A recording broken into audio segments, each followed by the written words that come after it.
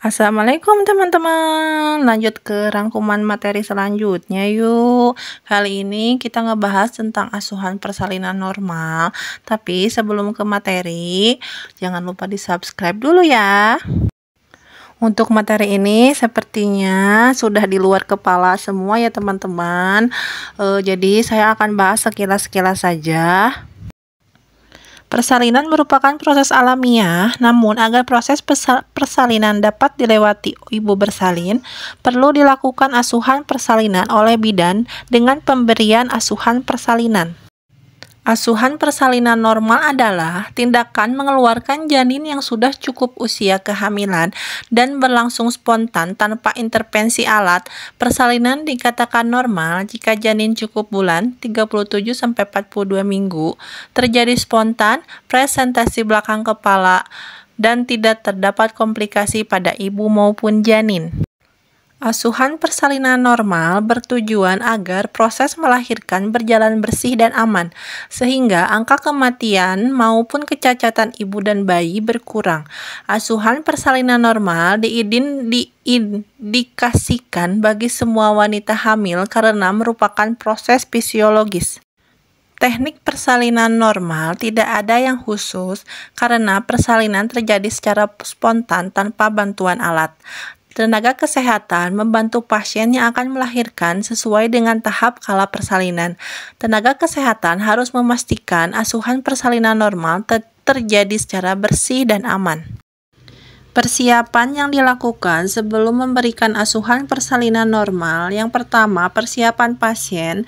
Pasien asuhan persalinan normal yang dipersiapkan wanita hamil adalah pikiran dan mental yang positif, yaitu berkeyakinan bahwa melahirkan adalah proses normal dari seorang wanita.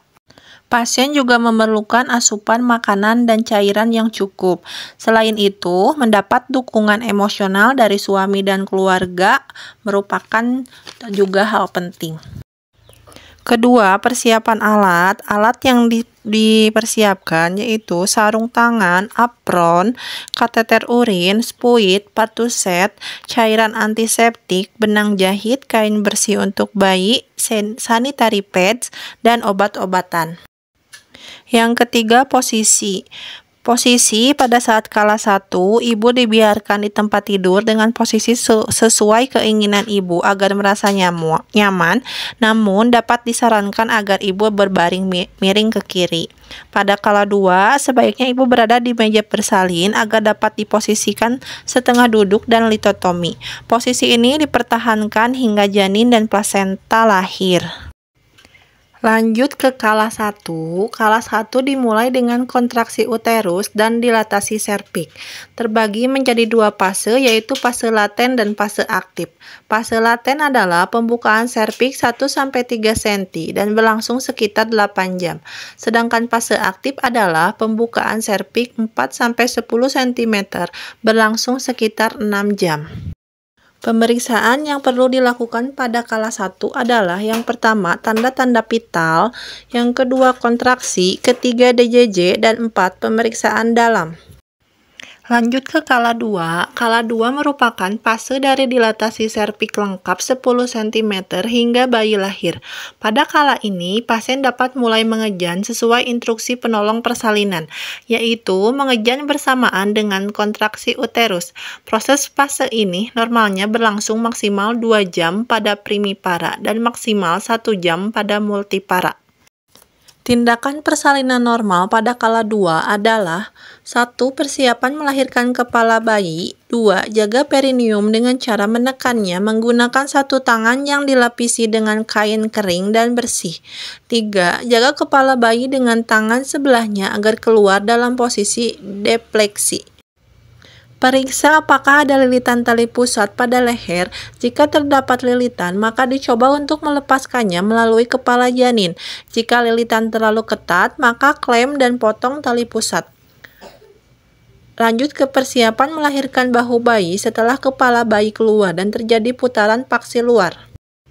Posisikan kedua tangan biparietal atau di sisi kanan dan kiri kepala bayi. Gerakan kepala secara perlahan ke arah bawah hingga bahu anterior tampak pada arkus pubis.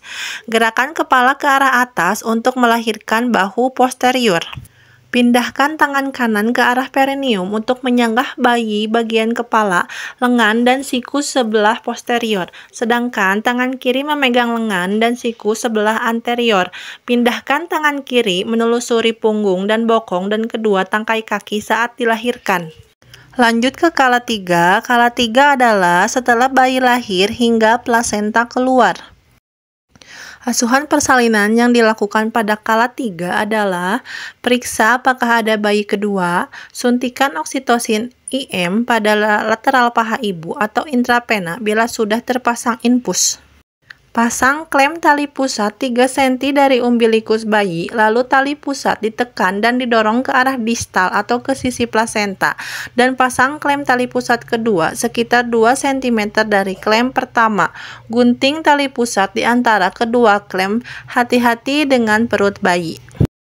Lalu bayi diberikan kepada petugas kesehatan lain yang merawat bayi atau bayi segera diletakkan di dada ibu untuk IMD. Lakukan peregangan tali pusat saat uterus berkontraksi untuk mengeluarkan plasenta. Cara peregangan tali pusat adalah satu tangan membawa klem ke arah bawah, sedangkan tangan lainnya memegang uterus sambil didorong ke arah dorsokranial. Jika tali pusat bertambah panjang, maka pindahkan klem hingga jarak 5-10 cm dari pulpa ibu. Lakukan peregangan tali pusat berulang dengan perlahan hingga plasenta lahir spontan. Jika dalam 30 menit plasenta tidak lahir spontan atau terjadi retensio plasenta, maka lakukan manual plasenta. Saat proses melahirkan plasenta, dilarang menarik tali pusat terlalu keras karena dapat menyebabkan plasenta keluar tidak utuh. Plasenta yang keluar harus diperiksa apakah keluar utuh. Jaringan plasenta yang tertinggal di dalam uterus dapat menyebabkan komplikasi di masa nifas seperti infeksi postpartum atau perdarahan perpaginam. Lanjut ke kala 4. Kala 4 adalah fase setelah plasenta lahir hingga 2 jam postpartum. Pada kala ini dilakukan penilaian perdarahan perpaginam. Bila ditemukan robekan jalan lahir, maka perlu dilakukan hecting. Setelah itu, tenaga medis harus menilai tanda-tanda vital ibu, memastikan kontraksi uterus baik, dan memastikan tidak terjadi perdarahan postpartum. Follow up persalinan normal dilakukan pada kala 4. Setelah proses melahirkan selesai, perlu dilakukan pemantauan kontraksi uterus dan perdarahan perpaginam. Observasi dilakukan setiap 15 menit pada 1 jam pertama dan setiap 30 menit pada 1 jam kedua. Pemantauan lain yang dilakukan adalah tekanan darah, nadi, dan fungsi kandung kemih. Pengukuran suhu dapat dilakukan setiap jam selama 2 jam pertama.